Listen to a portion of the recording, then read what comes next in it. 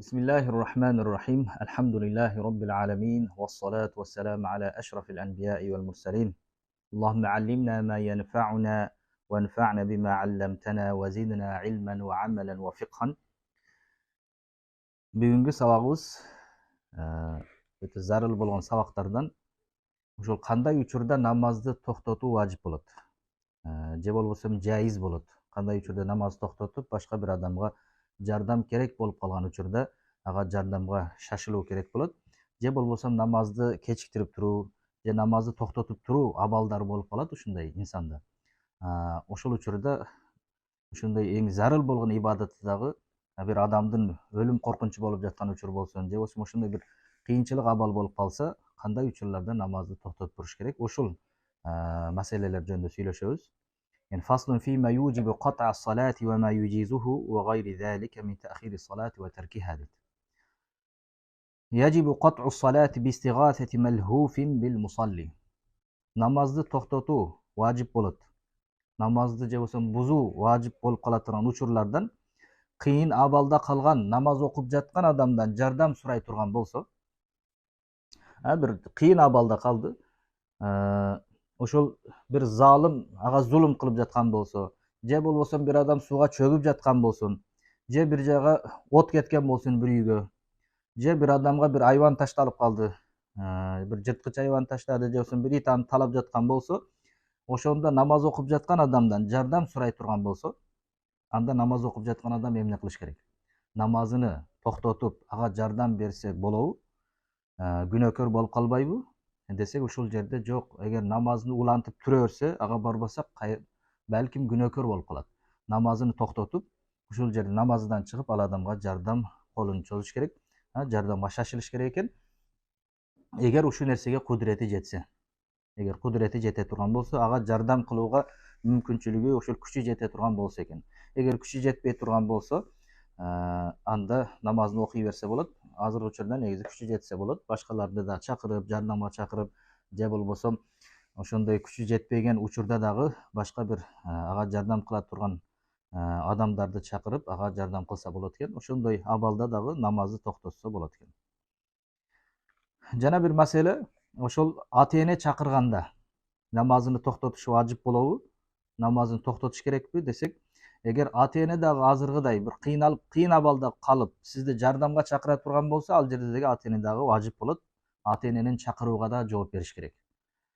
Жөн эле чайга чакырып жаткан болсо, же болбосо дагы бир жөнөкөй иштерге чакырып жаткан болсо, анда намазын бузбайт. Бир гана зарылчылык учурда гана намазды токтотот негизи. Намаз окуп жаткан адам зарыл болуп кала турган болсо, ошондой абалда намазын токтотуш мүмкүн.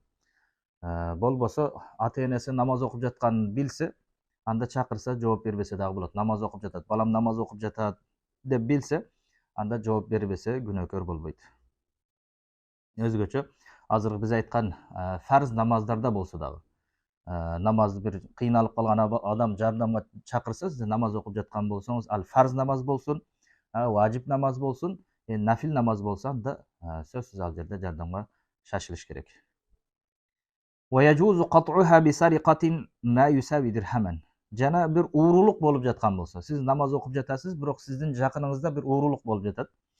Бирөөдүн телефонун урдап жатат, же болбосо бирөөдүн минген машинасин урдап жатат. Ушундай бир уурулук болуп жаткан учурда дагы сиз намаз окуп жатканыңызды аны сиз көрүп турган болсоңуз, байкап калган болсоңуз, намазды токтотуп, аны ошол уурулукту токтотуп калууга эгер мүмкүнчүлүгүңүз болсо, намаз токтотуу сизге важип болот. Бул жерде ошол бир дирхамга тең келе турган уурулук болсо, энди баягы бир дирхам болуп, ошонун өлчөмүндө акча боло турган болсо, ошондой уурулук болуп жаткан болсо, анда ага намазды токтотуп, жардам колуну созуш керек. Ал намаз окуучудан башкасынын мүлкү болсо дагы, сиздин мүлкүңүздү урдап жаткан болсун, же болбосо башка бир адамдын нерсесин урдап жаткан болсо дагы, себеби ал жерде башка бир мусулманга да жардам бериш керек. Ошо зулумду кайтарыш керек. Мункар, жаман иштердин кайтаруу ар бир мусулмандын үстүндөгү милдети, ошондуктан ага жардамга шашылыш керек намаз окуп жаткан учурда. Wa khawfi dhi'bin ala ghanamin aw khawfi taraddi a'ma fi bi'rin wa nahwihi.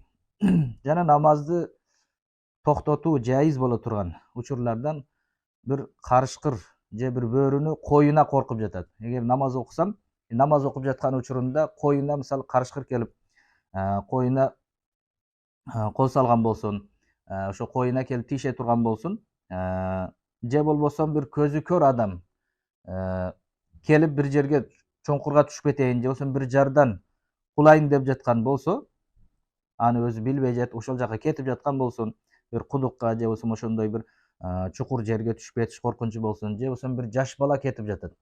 Bir алдында bir колодец бар, же болбосо bir чукурга түшүп кетейин деп жаткан учур боло турган болсо, сиз намаз окуп жаткан болсоңуз дагы, фарз намаз окуп жатсаңыз дагы намазыңызды токтотуп, ошол азыркы көзү көрбөй жаткан адамга жардам берип, же болбосо ошол кичинекей баланы ошол жактан алуу сизге милдет болот.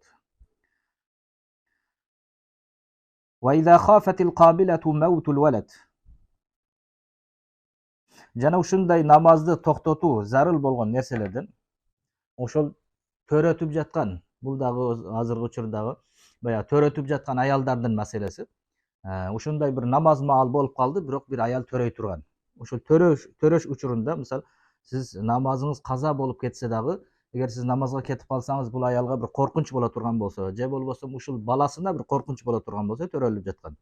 Анда намазды кечиктирип турууга сизге ошол важип болот экен. Ошондуктан бул кабила, яни төрөтүп жаткан аял корко турган болсо, баланын өлүмүнө же болбосо bir мүчөсү bir зыян жетип калыш коркунучу боло турган болсо, анда дагы намазды кечиктирет. Эгер ошунчалык даражага барып намазды каза кылыш деңгээлде болуп калса дагы, аны карап туруп, ошол баланы төрөтүп алгандан кийин казасын болсо да окуйт. Wa illa fala ba'sa bi ta'khiriha as-salata wa tuqbilu 'ala al-walad. Эгер андай коркунуч болбосо, анда намазды кечиктирип, баланы төрөтүп алгандан кийин, андан кийин казасын окуса болот экен. وكذا المسافر إذا خاف من اللصوص أو قطاع الطريق جاز له تأخير الوقتية. Ошондой эле азыркы маселебизге окшош болот экен. Мусафир адам bir чөлдө же болбосо bir тоодо сапар кылып кетип жатасыз. Токтоп ушул жерде намаз окуймун десеңиз, бул уурулар сизге зыян кылат. Ушул жүүңүзгө кол салат, уурулук кылат. Сиздин жолуңузду же болбосо жол тосорлор.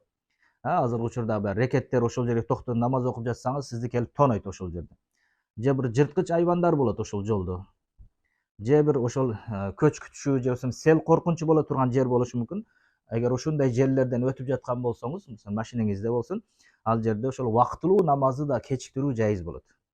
Ошондой bir тынч жерге, адамдар bir көп болгон, же bir ошондой азыркы жолдо кетип жаткан болсо дагы, мисалы, ошол өзүнү токтой турган жерлер болсо, ошол жерге барып, намазын ошол жерде кечигип болсо дагы окуса жакшы болот. Себеби азыркындай абалдар, кыйын абалдарга түшүп калбаслык үчүн кечиктирсе жайыз болот. Wa tariku salati amdan kasalan yudrabu darban shadidan hatta yasila minhu ad-damu. Yuhbasu hatta yusalliha.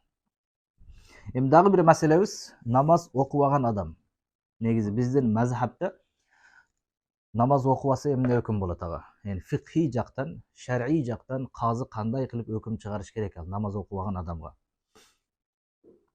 Намаз окубагандарды негизи аны даават кылынат, намазга чакырылат, аны колудан кармап, мечитке барып намазга үйрөтүлүп намазга түшүрүш керек негизи.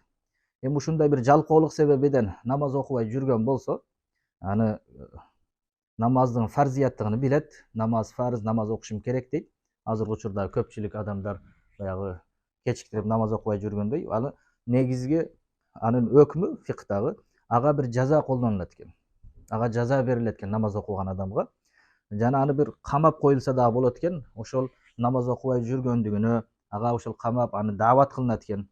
Вааз кылып, намаз окуганга чейин ошондой bir абалга аны туш кылышат экен. Негизи ошол шарияттагы өкмү ушундай болот экен намаз окуган адамды. Wa kaza tariku sawm Ramazan. Ошондой эле Рамазанды тутпай жүргөн адамдын дагы өкмү ушундай болот. Азыр намаз окубаган адамды камап, аны вааз кылып, даават кылып, намазды түшүндүрүп, намазды окубаса акыбети кандай болот, ошолорду даават кылынгандай, орозону кармабай жүрүп, үзүрү жок, орозо кармаса болот. Орозо кармабай жүргөн адамга дагы ушундай иштер кылынат экен. Орозо кармаганга чейин ошондой кылып аны даават кылынат.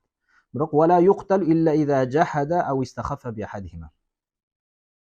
Эми намаз окубагандыгы үчүн, орозо кармабагандыгы үчүн ал өлдүрүлбөйт ал. Же болбосо ага катуу жаза берилбейт.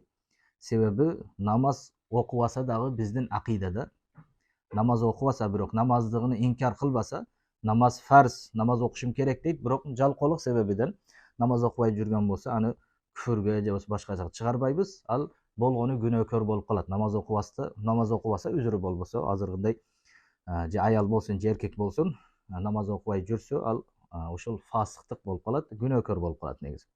Бир гана намаздын фарздыгыны, бул намаз жок нерсе десе, өз билип туруп, Куранда келген, пайгамбарыбыз саллаллаху алейхи вассалам хадистеринде келгендигин билип, намаз жок деп инкар кылса, аны жокко чыгарса, орозо жок десе, билип туруп аны.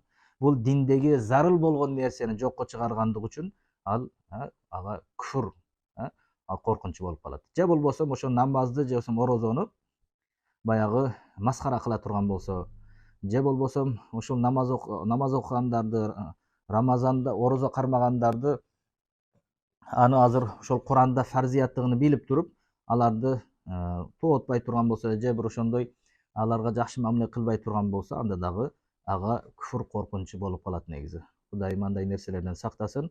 Баардыгыбызды ошо намазга, орозого бекем болгон мусулмандардан кылган болсун. Wallahu a'lam bis-sawab.